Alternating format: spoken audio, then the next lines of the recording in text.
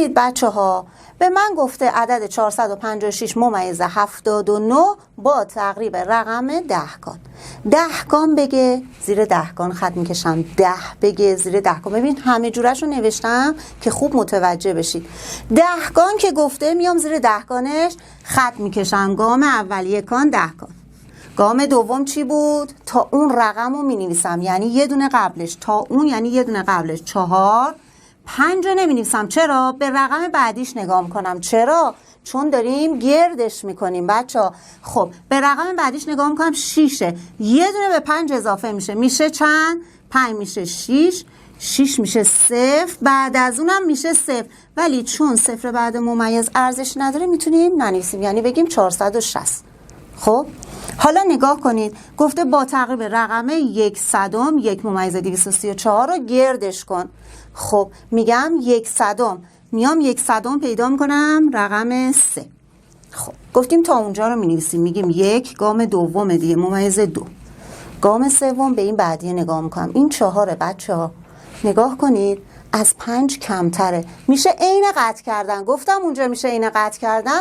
تنها کاری که میکنم خود 3 رو مینویسم، چون 4 کمتر از 5 بود دیگه به این هیچی اضافه نمیشه. 4 میشه 0.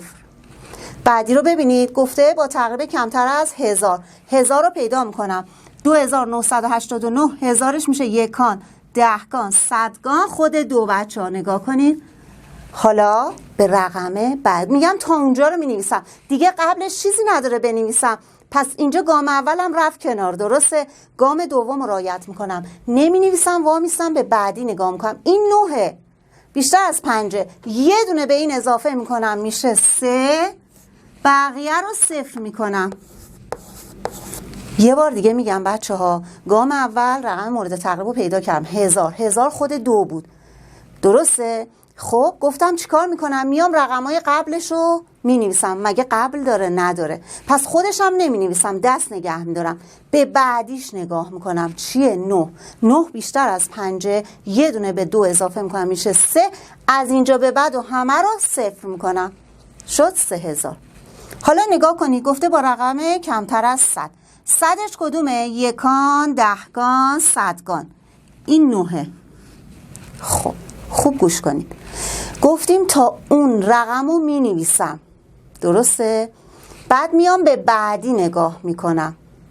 بعدی اگه 5 یا بیشتر بود یه دونه به این اضافه میشه. اینجا رو اگه میدونم بچهای باهوشی هستید حواستون رو جمع کنید، نگاه کنید یه کوچولو سخت شده ولی شما میتونید. از این سخت‌تر نداریم، دقت کنید. این 9. 5 اگه من بیام تا اینجا رو بنویسم، میدونید چرا ننوشتم؟ چون یکی یکی به همه اینا اضافه میشه، چون اینا هم 9. ببینید 5 یه دونه میده به 9، درسته؟ گفتیم اگه این 5 باشه یه دونه اضافه میشه، این میشه 10. 0. خب این 10 بشه یکیشو میده به این، این هم میشه 10. 0. این 10 بشه یکیشو میده به این، این هم میشه 0. این یکیشو میده به این، این میشه 7. در واقع بچه‌ها میام مینویسم 7000، 2 تا 0 هم جلوش میذارم. نگاه کنید تا اینجا رو نوشتم، اون 2 تا رو هم 0 کردم.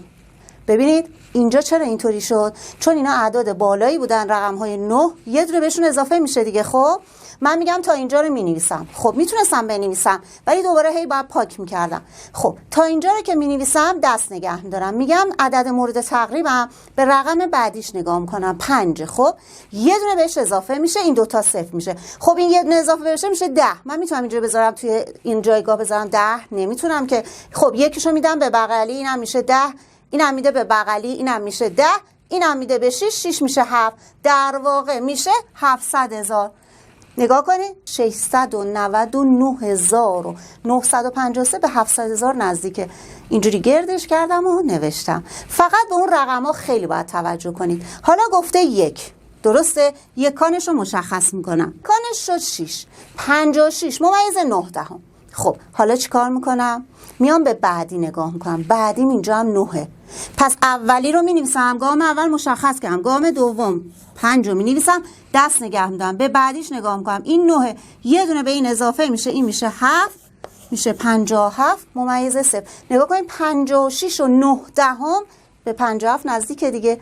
به همین راحتی میتونید اینا رو گردش کنید. دیدید با درس خیلی آسونه.